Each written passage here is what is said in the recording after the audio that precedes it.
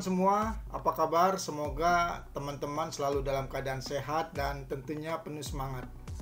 Malam ini saya mau ajak teman-teman untuk ngobrol tentang sesuatu yang benar-benar bersejarah dan mungkin menjadi momen paling penting dalam perjalanan sepak bola kita. Ya, Timnas Indonesia sekarang hanya tinggal 180 menit lagi menuju panggung terbesar dunia, Piala Dunia 2026. Bayangkan, jarak kita dengan impian itu tinggal sepelemparan batu saja.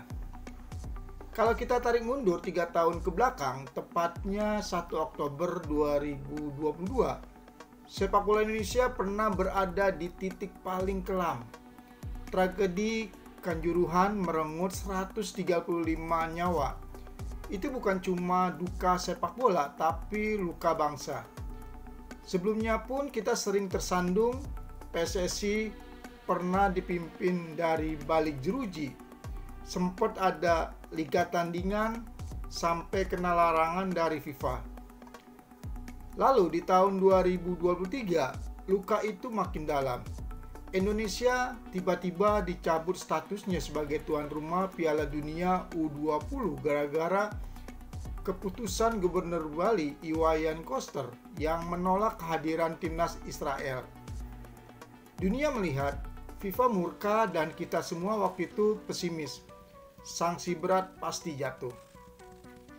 Tapi justru disitulah titik baliknya. Pak Erick Thohir datang, ambil alih PSSI dan membuat gebrakan. Bukannya dihukum, Indonesia malah diberi kepercayaan menjadi tuan rumah Piala Dunia U17.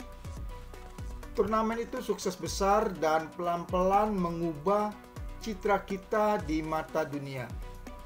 Dari situ, sepak bola Indonesia seperti dapat energi baru.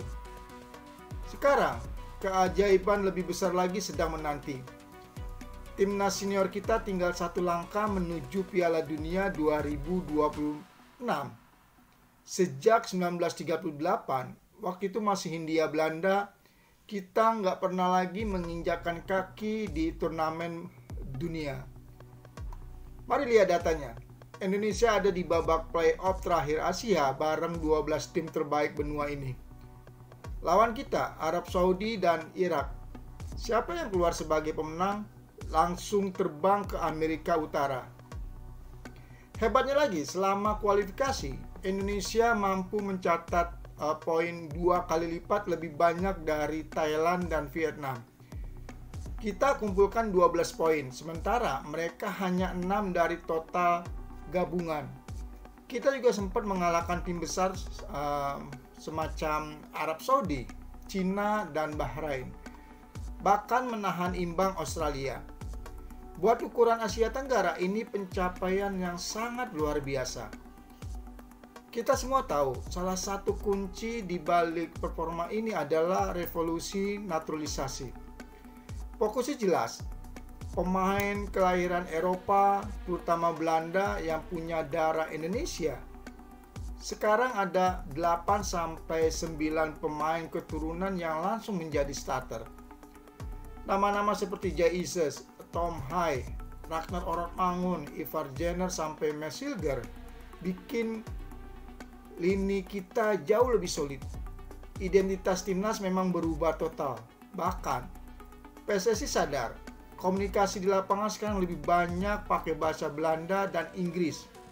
Lalu di kursi pelatih ada Patrick Kluivert, legenda Barcelona. Dia datang menggantikan Sintayong. Walaupun sempat kalah 6-0 dari Jepang, Kluivert menunjukkan hasil nyata dengan kemenangan penting atas Bahrain dan Cina. Kalau kita lihat laporan dari The Guardian dan ESPN, FIFA memang sudah lama ingin melihat negara-negara besar secara demografi tampil di Piala Dunia. Indonesia dengan 270 juta penduduk adalah pasar yang sangat besar. Jadi kalau kita lolos, dampaknya bukan cuma untuk prestasi, tapi juga ekonomi sepak bola dunia.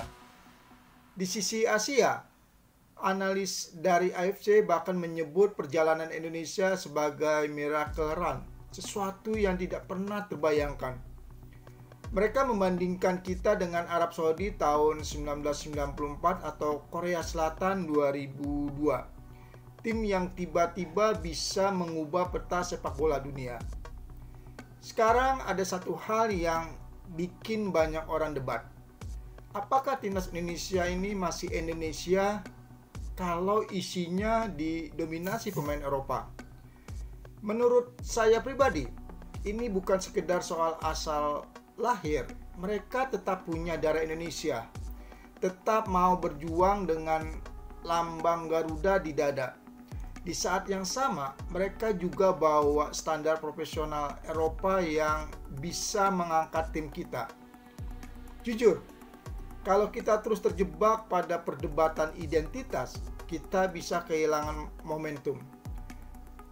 Naturalisasi ini memang strategi jangka pendek, tapi kalau dipadukan dengan pembinaan usia muda yang benar, kita bisa dapat keuntungan jangka panjang.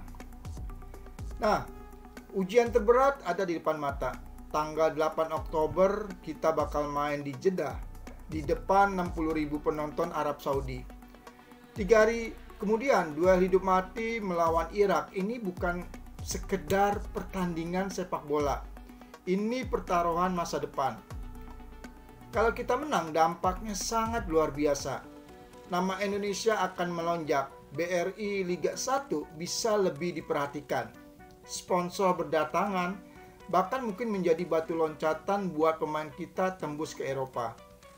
Tapi kalau kalah, minimal kita sudah sampai sejauh ini dan menunjukkan bahwa Indonesia bisa bersaing. Itu juga sudah pencapaian. Jadi teman-teman, inilah momen yang bisa menjadi tonggak sejarah dari tragedi Kanjuruhan sampai ke ambang Piala Dunia. Dari krisis sampai revolusi naturalisasi.